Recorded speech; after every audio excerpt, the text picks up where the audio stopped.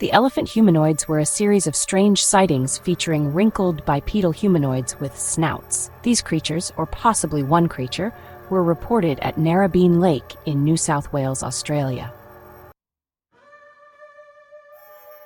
The first known sighting occurred at 1:15 p.m. on April 3, 1968.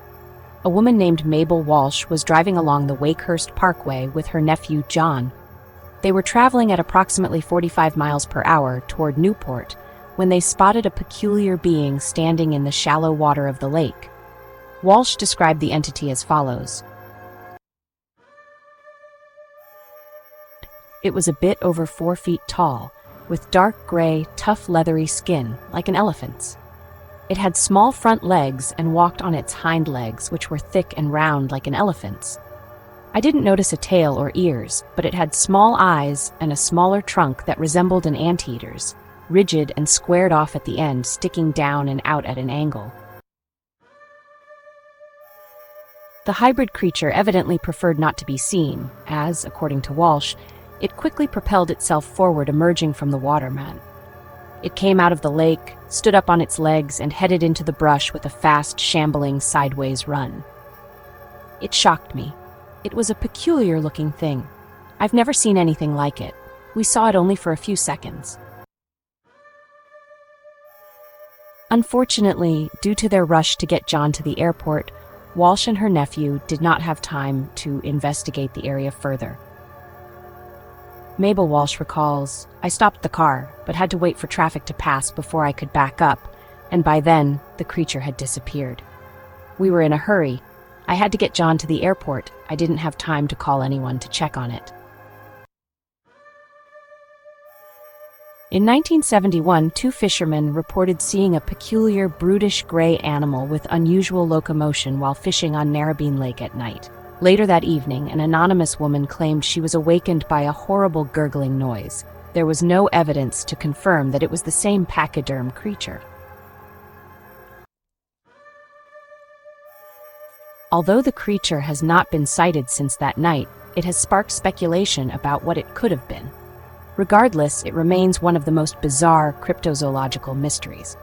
Australia is known for its strange fauna, both known and unknown, but few creatures rival the bipedal, elephantine beings that have terrified local motorists, fishermen, and farmers, beings that some believe are not of this earth.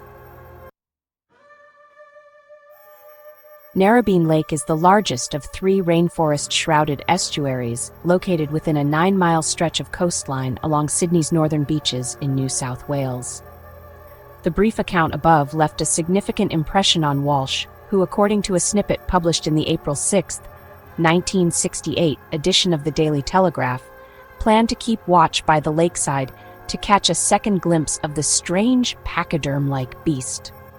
As intriguing as this encounter was, it would not be the last reported sighting of this creature.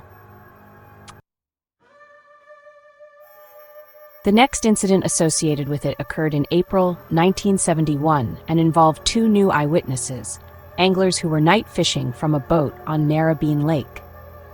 The 2 fishermen claimed they glimpsed something in the flickering light of their kerosene lamp. When they raised the lamp for a better look, they saw a gray, pigmented creature with a trunk like an elephant. They also noted that the creature moved in a unique bipedal manner as it waded through the water. Later that evening, an anonymous woman claimed she was awoken by a terrible gurgling noise. However, since she saw no unusual animals, it's hard to determine if the odd, elephantine humanoid was behind that incident. Shortly after these encounters, reporter Frank O'Neill humorously recounted the fisherman's story as it was told to him by neighborhood children. He made a seemingly obligatory comparison to the famous Nessie, explaining how the kids tried to warn him about the potential dangers posed by the Narrabeen monster. In the late 1970s, UFO researcher Bill Chalker investigated this phenomenon. While his on-site examinations yielded no results, he proposed an interesting association between these humanoid elephants and ancient Hindu texts. In his own words, I spent a number of evenings loitering around the Narrabeen Lakes area, checking out the sites involved in these stories. Unfortunately, no elephant humanoids were seen, and I could not determine any concrete connection to an actual elephant. It is interesting that humanoid elephant-headed beings are a major feature of Indian religious mythology, namely Ganesha. Although Chalker would likely admit that these quasi-elephantine creatures are not incarnations of the Hindu deity, he did suggest a tentative link between them and a close encounter that occurred in Australia over 40 years before the Walsh sighting. Farmer Cecil McGann shared an extraordinary tale with Chalker in a 19-page letter he sent in 1985. Within the letter, McGann recounted a series of strange events involving UFOs and brutally butchered livestock, but one incident particularly piqued Chalker's interest. McGann described a group of curious creatures he observed on his family's farm in northern New South Wales when he was 10 years old, in 1927. His account is strikingly similar to the Point Pleasant Mothman encounters. The McGann family and their neighbors had been tormented for weeks by strange zigzagging lights in the sky, giant birds, mysterious nighttime visitors, precisely exsanguinated cows and pigs, and a paddock full of spooked farm animals. One night, after watching an odd illuminated object perform aerial feats that would be difficult today and impossible in the 1920s, the family dismissed the UFO as a dancing star and settled down for bed. The following morning, the cattle appeared agitated and refused to return to their grazing field. However, within a few days, the cattle returned to the field, only to stampede back up the rise around 2 p.m., their eyes bulging with terror. Refusing to return to their paddock, the cows were eventually allowed to lie down in a small enclosure near the farmhouse. After a few days, it became apparent that one of the herd was missing, and McGann was sent to the field to search for the lost bovine. There was no way he could have realized he was about to witness something that would haunt him for the rest of his life. In McGann's own words, "I walked out onto the ridge in our day paddock to see if she, the cow, had ventured out there during the day, and a strange scene confronted me as I looked down the ridge. There were two objects, one on a small flat at the bottom of the ridge and one amid bushes halfway down, and they appeared to be moving about like small elephants." In retrospect, McGann speculated that what he perceived to be elephantine features might have actually been spacesuits, a concept that would have been nearly incomprehensible in 1927, used to protect what he believed might have been aliens. The very next morning, the family discovered 3 large pigs dead behind an 8-foot-high fence. The carcasses had marks on their necks, but much like in cases involving the infamous chupacabras, there was no evidence of spilled blood at the scene.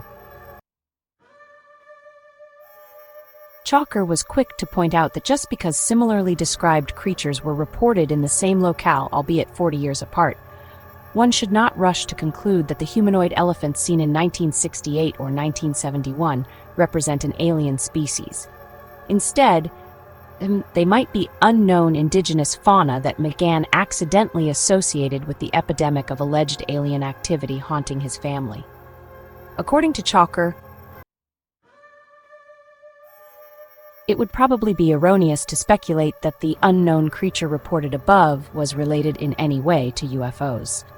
There is no direct connection evident, and because a creature like it was seen again in the area, it would be more accurate to suggest that the creature was an unknown species, perhaps local to that region. Nevertheless, it's worth noting that nearly 2 weeks after the Walsh encounter, on April 16, 1968, there was a rash of UFO sightings over Sydney. These sluggish, star-like objects were spotted across several suburbs between 6 and 6:35 p.m. Following this mass sighting, several citizens of Sydney reported that a dull orange object suddenly appeared in the skies above their city on April 20th. As this UFO descended, its hue transformed from the aforementioned flat orange to an iridescent blue. It seems likely that the UFO encounters of both 1927 and 1968 are unrelated to the elephant-like beings roaming around New South Wales. But then again, weirder things have proven true. Imagining a race of humanoid space elephants visiting makes me smile and brings to mind Jabba the Hutt's ill-fated keyboard player. One can't help but wonder whether the events in New South Wales during the late 1960s and early 1970s might have inspired the design of good old Max Rebo. In an intriguing ancillary note, there are some fascinating illustrations of humanoid elephants from Zakaria ibn Muhammad al-Qazwini's, which was originally published in 1283 and reprinted in the 17th century in Mughal India. These illustrations depict all manner of bizarre beasts, but one of the most interesting is the so-called elephant-headed creature, described as a jinn. This could be a standing upright or yet another undiscovered species of pachyderm. For those preferring more paranormal explanations, these creatures could also be classified as elephant jinns, or alternatively, they might be extraterrestrials.